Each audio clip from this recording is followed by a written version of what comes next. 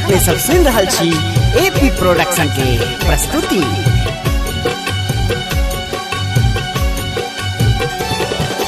यो भोला बाबा नहीं बनियो कठोर, यो भोला बाबा नहीं बनियो कठोर। झहर नयन सो हमर दुख नोर, झहर नयन सो हमर दुख नोर। यो भोला बाबा नहीं बनियो कठोर।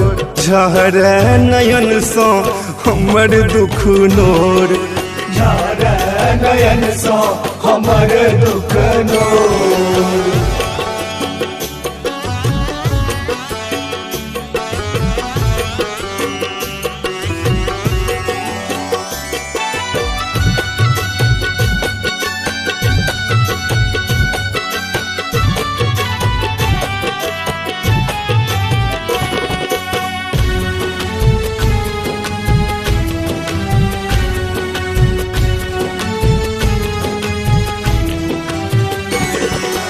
पाथर के आहाँ करे जो या पाथर, जन्मे से हमरा बनेलो अभागल।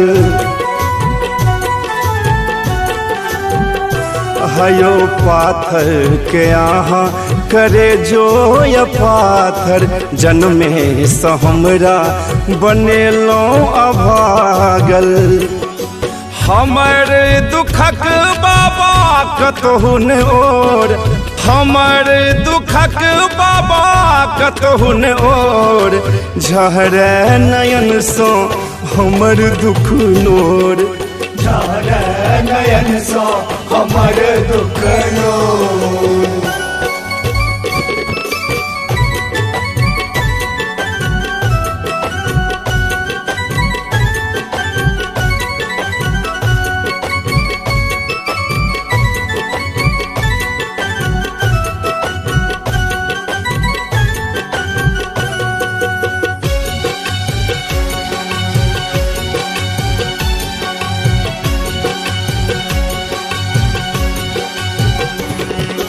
दिन रात बाबा हम कष्ट कटै छी, कहू ना कहम गुजर करै छी।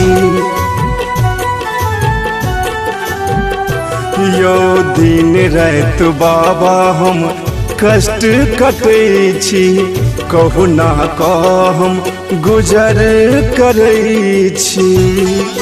घेरल विपैत बाबा, घेरल विपैत बाबा परम अघोर।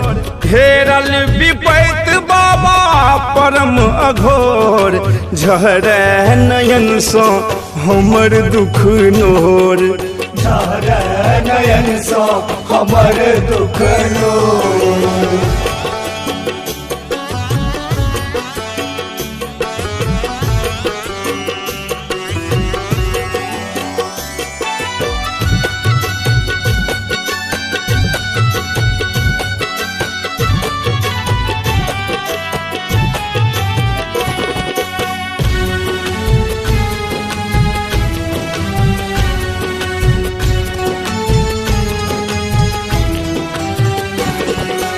एक बेर सुधी सच्चिदानंद के लियो, नहीं अच्छे सहाय बाबा संगम के कियो।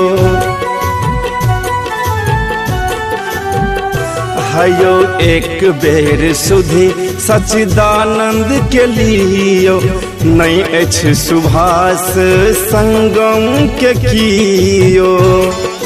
हम हूँ त बच्चा छी बाबा तोर, हम हूँ त बच्चा छी बाबा तोर। झहर नयन सो हमर दुख नोर, झहर नयन सो हमर दुख नोर। यो भोला बाबा नहीं बनियो कठोर, यो भोला बाबा नहीं बनियो कठोर।